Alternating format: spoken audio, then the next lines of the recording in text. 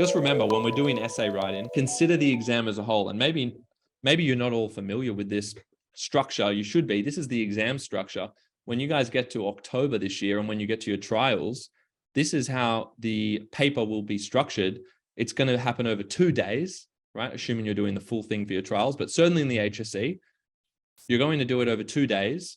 And the first day is just the common module. And that's where you do section 1, where you do, you do all of the short answer responses to unseen questions. So they give you about 4 or 5 texts that you haven't seen before. And then they give you a bunch of questions, 3 markers, 4 markers, up to about 7 marks for a question. And then you do the essay. Everything's worth 20 marks across all of this, right? It's 100 marks total. So the section 1 will be 20 marks. And the reason why it's 55 minutes up here, see above how I put 55 minutes for that one and 45, that's because you get 10 minutes read-in time for paper 1.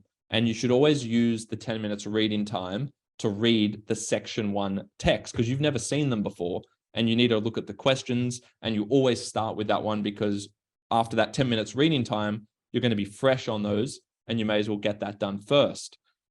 The essay would come second. That's your common module essay, whether it's the Crucible, Merchant of Venice, etc. You do that second.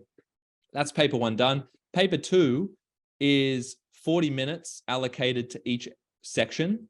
You can see you have 2 essays in a row, module A, module B. And then the third module is the craft of writing, which perhaps some of you have already started at the end of last term, or you're going into this term. Module C, the craft of writing, is like that reading to write module that you did in year 11, where you basically have to write imaginative pieces or persuasives or discursives. And you also need to often write a reflection piece. That's also 20 marks, but that can be split up into 2 parts.